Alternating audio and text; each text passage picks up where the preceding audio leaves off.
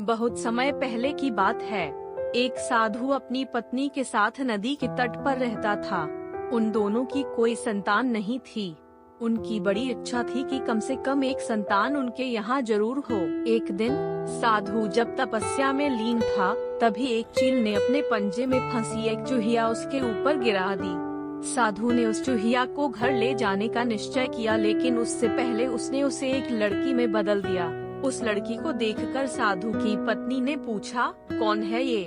इसे कहाँ से लाए हो? साधु ने पत्नी को पूरी बात बताई। उसकी पत्नी बहुत प्रसन्न हुई और वह बोली, तुमने उसे जीवन दिया है, इसलिए तुम ही उसके पिता हुए। इस तरह मैं भी उसकी माँ हुई। हमारे यहाँ कोई संतान नहीं थी, इसलिए भगवान ने इसे हमारे पास भेजा है। जल्द ही वह बच्ची एक सुंदर युवती बन गई। जब वह 16 साल की हुई तो साधु और उसकी पत्नी ने उसका विवाह करने का निश्चय किया। साधु ने सूर्य देवता का आह्वान किया। जब सूर्य देवता उसके सामने आए तो साधु किया ने उनसे उसकी बेटी से विवाह करने का अनुरोध। हालांकि लड़की को यह विचार अच्छा नहीं लगा और उसने कह दिया, क्षमा कीजिए, लेकिन मैं सूर्य देवता से विवाह नहीं कर सकती क्योंकि साधु ने वह बहुत गर्म है।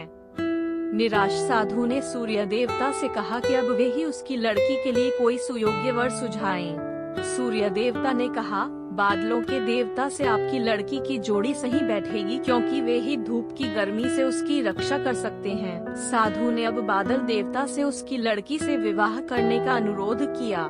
इस बार भी लड़की ने विवाह से इनकार कर दिया और बोली, मैं इस काले व्यक्ति से विवाह नहीं करूंगी। इसके अलावा बादलों की गरज से मुझे डर भी लगता है।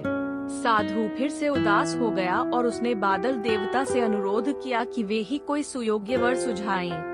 बादल देवता ने कहा, पवन देवता के साथ इसकी जोड़ी अच्छी रहेगी क्योंकि वे आसानी से मुझे उड़ा सकते हैं। साधु ने पवन देवता से विवाह का अनुरोध किया। इस बार भी लड़की ने विवाह से इनकार कर दिया और बोली, मैं ऐसे अस्थिर व्यक्ति से विवाह नहीं कर सकती जो हर समय यहाँ वहाँ उड़ता रहता हो। साधु काफी परेशान हो गया। साधु ने पवन देवता से ही कोई सुयोग्य वर सुझाने को कहा। पवन देव ने जवाब दिया, पर्वतों के राजा बहुत मजबूत और स्थिर हैं। वे बहती हुई हवा को भी आसानी से रोक सकते हैं। उनसे आपकी लड़की की जोड़ी सही बैठेगी। साधु अब पर्वतराज के पास गया और उससे उसकी लड़की के साथ विवाह करने का अनुरोध किया। हालांकि इस बार भी लड़की ने विवाह करने से इनकार कर दिया और कहा, मैं ऐसे किसी व्यक्ति से विवाह नहीं कर सकती जो इतना कठोर और ठंडा हो। लड़की ने साधु से किसी नर्म वर को खोजने को कहा। साधु ने पर्वतराज से सलाह मांगी। पर्वतराज ने जवाब दिया, किसी चूहे के साथ ही आपकी लड़की की जोड़ी अच्छी रहेगी क्योंकि वह नर्म भी है और आसानी से किसी पर्वत में भी बिल बना सकता है। इस बार लड़की को वर पसंद आ गया। साधु काफी हैरान हुआ और बोला, भाग्य का खेल कितना निराला है। तुम मेरे पास एक चूहिया के रूप में आई थी और मैंने ही तुम्हें लड़की का रूप दिया था। चूहिया के रूप में जन्म लेने के कारण तुम्हारे भाग्य में चूहे से ही विवाह करना लिखा था और वही हुआ।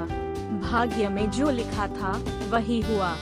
साधु ने फिर से प्रार्थना शुरू कर दी और लड़की को दोबारा चूहिया बना दिया।